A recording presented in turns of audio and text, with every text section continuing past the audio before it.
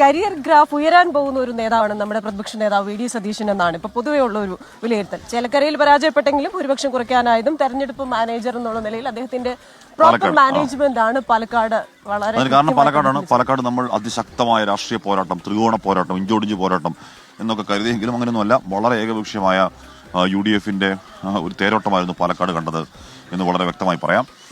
പല ഒരുപാട് വിഷയങ്ങൾ UDFനെതിരായിട്ടൊക്കെ പ്രചരണ രംഗത്ത് വളരെ സജീവമായി ഉയർത്തി നിർത്താൻ LDFനും NDAക്കും കഴിഞ്ഞെങ്കിലും അതിനൊക്കെ അതിജീവിച്ചുകൊണ്ട് വലിയ വോട്ട് ഉയർത്തി എന്ന് പറഞ്ഞാൽ പാലക്കാട് മണ്ഡലത്തിലെ ചരിത്ര ഭൂരിപക്ഷത്തിൽ രാഹുൽ മാങ്കൂട്ടത്തിൽ വിജയിക്കാനുള്ള കാരണം വി ഡി സതീശന്റെ സ്ട്രാറ്റജികളാണ് എന്ന വിലയിരുത്തലുണ്ട്. അതുകൊണ്ട് തന്നെ വി ഡി സതീശൻ എന്ന പ്രതിപക്ഷ നേതാവിന്റെ പൊളിറ്റിക്കൽ ഗ്രാഫ് ഉയർത്തുന്നതുകൂടിയാണ് പാലക്കാട്ടെ വമ്പൻ വിജയം.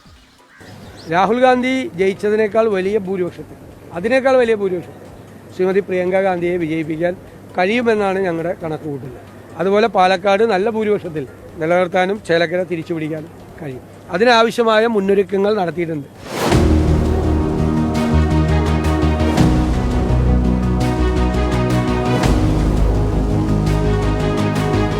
ഉപതിരഞ്ഞെടുപ്പ് പ്രഖ്യാപിച്ചതിന് തൊട്ടുപിന്നാലെ വി ഡി സതീശന്റെ ആത്മവിശ്വാസം കലർന്ന വാക്കുകളായിരുന്നു ഇത്. വയനാട്ടിൽ 2019 രാഹുൽ ഗാന്ധിയുടെ ഭൂരിപക്ഷം മറികടന്നില്ലെങ്കിലും പോളിംഗ് കുറഞ്ഞിട്ടും ഏറെക്കുറെ അടുത്തെത്തി. പാലക്കാട് ഷാഫി പറമ്പിലിന്റെ ഏറ്റവും ഉയർന്ന ഭൂരിപക്ഷവും മറികടന്ന് രാഹുൽ മാങ്കൂട്ടത്തിൽ വിജയിച്ചു. ചേലക്കരയിലെ പ്രവചനം തെറ്റിയെങ്കിലും LDFന്റെ മൃഗീയ ഭൂരിപക്ഷം കുത്തനെയിടിഞ്ഞു. പ്രതിപക്ഷ നേതാവെന്ന നിലയിൽ കോൺഗ്രസിനുള്ളിൽ വി ഡി സതീശൻ കൂടുതൽ കരുത്തനാവും. കോൺഗ്രസിനുള്ളിൽ തന്നെ സതീശൻ സ്റ്റൈൽ ഇഷ്ടപ്പെടാത്ത നേതാക്കൾ ഏറെ. ഇനി തൽക്കാലം ആ വിമർശനങ്ങൾ ഉണ്ടാവില്ല. വി ഡി സതീശൻ പ്രതിപക്ഷ നേതാവായതിനു പിന്നാലെ ഉപതെരഞ്ഞെടുപ്പ് നടന്നത് 5 ഇടങ്ങളിൽ. 4ലും UDF വിജയിച്ചു. വിജയിച്ച മണ്ഡലങ്ങൾ സിറ്റിംഗ് മണ്ഡലങ്ങളാണ്. പക്ഷേ എല്ലായിടത്തും ഭൂരിപക്ഷമുയർത്തി. ഇടതുകോട്ടയിൽ ഭൂരിപക്ഷം കുത്തനെ താഴ്ത്തി. വി ഡി സതീശൻ പാർട്ടിയെ ഹൈജാക്ക് ചെയ്യുന്നു എന്ന വിമർശനങ്ങൾ ഉയർന്നു തുടങ്ങിയ കാലമാണ്. എങ്കിലും വി ഡി സതീശൻ കാലത്തെ തിരഞ്ഞെടുപ്പുകളിൽ മുൻപെങ്ങുമില്ലാത്ത പ്രൊഫഷണലിസം കോൺഗ്രസിൽ കണ്ടു. ഉപതെരഞ്ഞെടുപ്പ് പ്രഖ്യാപിച്ച് മണിക്കൂറുകൾക്കുള്ളിൽ സ്ഥാനാർത്ഥി പ്രഖ്യാപനം. തിരഞ്ഞെടുപ്പ് പ്രവർത്തനം ആരംഭിച്ചാൽ എല്ലാ ബൂത്തുകളിലും ദിവസേന റിവ്യൂ മീറ്റിംഗ്. വോട്ടർ പട്ടികയിൽ പേര് ചേർക്കലിൽ പോലും നേരിട്ടിടപെടൽ.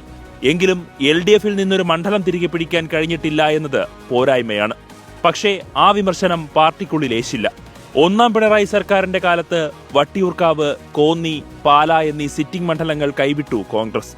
ഇപ്പോൾ ഭൂരിപക്ഷം പറഞ്ഞ് തിരഞ്ഞെടുപ്പിന് നേരിട്ട് വിജയിക്കുന്ന വി ഡി സതീശൻ സ്റ്റൈലിൽ പ്രവർത്തകർ ഹാപ്പിയാണ്.